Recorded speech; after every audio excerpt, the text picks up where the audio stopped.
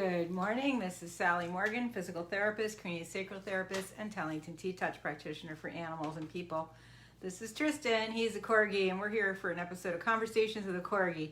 And as promised, today we're going to talk a little bit about some surviving, coping mechanisms during this time we're at home.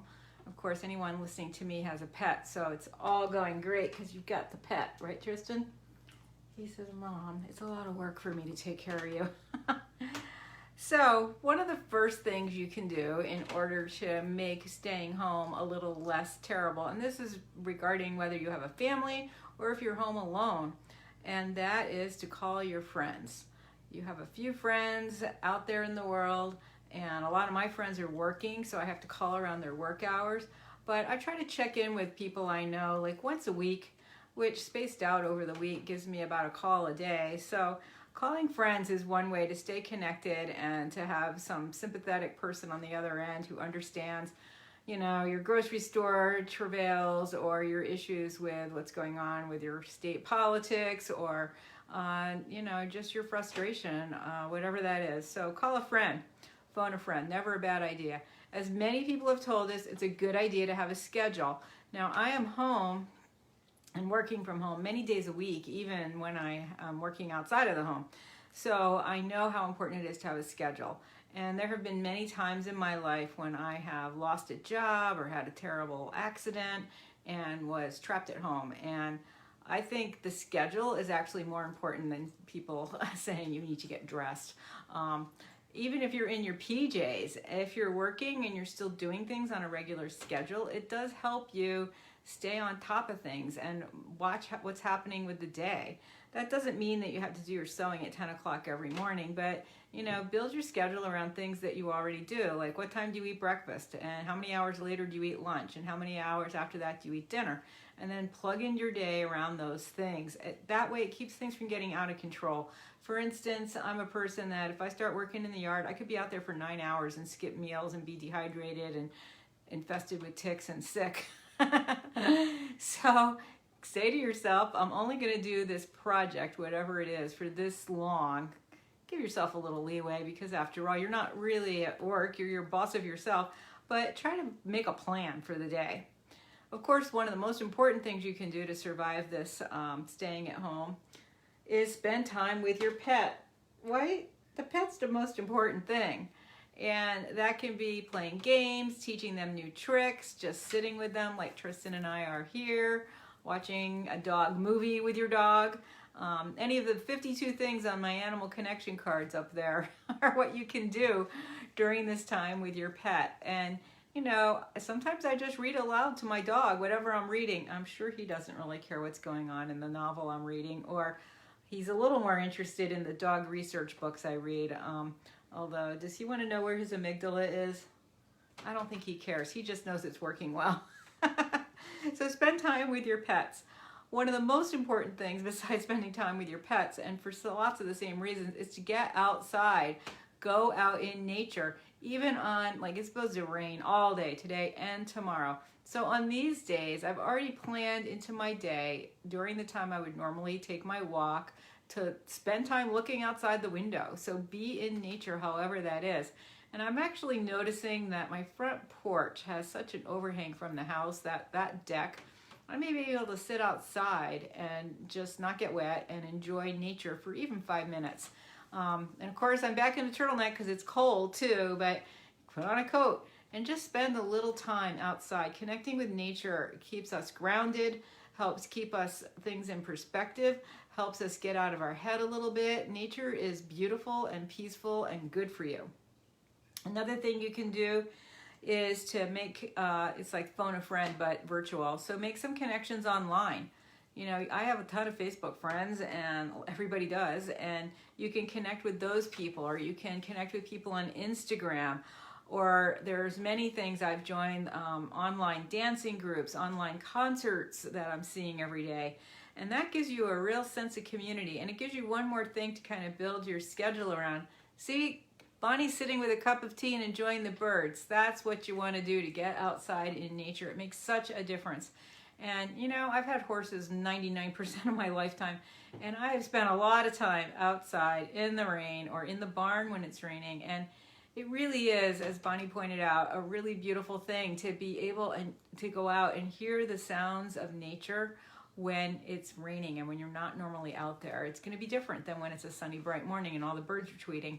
And certainly my front porch, where you come into the house, is completely sheltered, and I could sit there for a while and see what's going on outside. Gratitude, no matter what's going on, if you are stressed, if things are bad, one of the best things you can do to get out of that is to practice gratitude. Say what you're thankful for. This little guy, everything in your life is something to be grateful for. So practice gratitude, and it's going to help you feel better no matter how bad things are. So I showed you a few weeks ago my list of things I made that's 2 pages long in my tiny scribbly writing in my journal of things I'm grateful for that I got done before this all happened. And sometimes I just have to go back to that list and say, look how lucky you are. Like when I got rejected from the small business loan, it was really more about the waste of time I took applying than the fact that I didn't get it. It was really not that much money. But when I went back to that list, I was like, who cares about this loan? Look at all these things I have done that are keeping me safe, healthy, and happy right now. So who cares? So gratitude, really important. Exercise, also really important. So, you know, you can do 2 things at once and go outside and walk, which is really great. But today I'm not going to go take a walk in the rain. Now, plenty of my neighbors do. I live on a road with like 5 triathletes, men and women and kids, and they are out there biking and running in all weather. But I am not one to go outside in the wetness. Firstly, I have a lowrider dog here, and he gets really wet on the bottom half if we go out when it's even damp. So some of the things I've been doing, I got this really cool thing. It's like a slingshot kite. It's a Corgi. And I have a very high ceilinged house with like a 40-foot living room, and the rest of the house is like 12 feet. But some people, like my mom, used to live in a ranch house that had a really long hallway. And I'll tell you, that little slingshot thing is hard to do in a straight line. So I spend on a day like this a good 15-20 minutes just playing with that little Corgi kite thing and trying to see if I can sail it up over the balcony onto the 2nd floor, or from one end of the house up the stairwell of the other end of the house, which, you know, in 10 minutes I can only do these things like once or twice. It's not easy. But you have other games you can do to get exercise. Nerf basketball with a trash can, or you can just run around with your dog with a squeaky toy. I also have a lot of stairs. Sometimes I run up and down the stairs.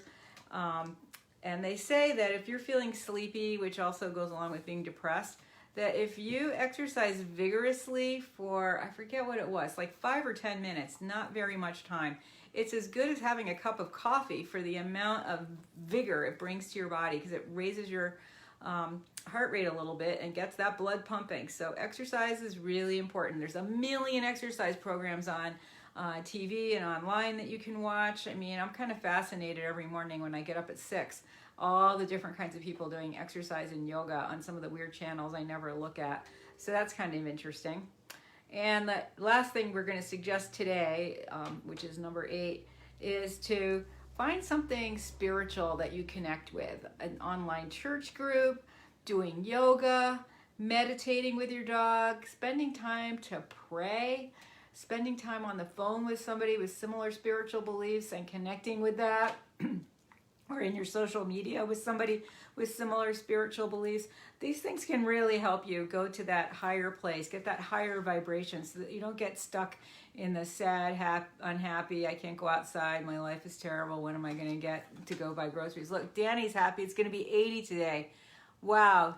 And she bought plants to plant, and she's going to be happy about that. It's so funny. She lives in South Dakota, and her weather is snowier and colder in the winter, but it warms up quick, and it makes me think, never think about living there, but it's cold and damp here in Massachusetts yet again. So anyway, find that spiritual connection. And for some people, that can just be sitting in nature for a little while, having that cup of tea Bonnie suggested, or writing in your journal outside, or just taking a moment to notice things. So a lot of these ideas are things that you can kind of do two for or three for, you know, so you can take that walk outside, feel grateful, get your exercise, and also make that spiritual connection while you're doing that walk if you go long enough. So, you know, today when I'm not taking my 2.5 mile walk and run, I have to do all those things in a different way, but it does help. It keeps your spirits good. It helps with your connection to the world. It keeps you from isolating. So try these suggestions, and I'll just run down them again in case you wanted to jot them down and not listen to the whole thing. Call a friend. Get some kind of a schedule, even if it's just when you're going to eat your meals. Spend plenty of time with your pets. Go outside, whether that's sitting on your porch, walking, whatever. Make connections with people online. Like I said, I'm in dance groups. I've got concert groups I'm in. Spend time on social media with like your pet groups that you're friends with. I don't suggest spending time on Facebook too long with scary and terrible things, news things. But, you know, there's so many pages where they just show cute pictures of puppies, kittens, and corgis.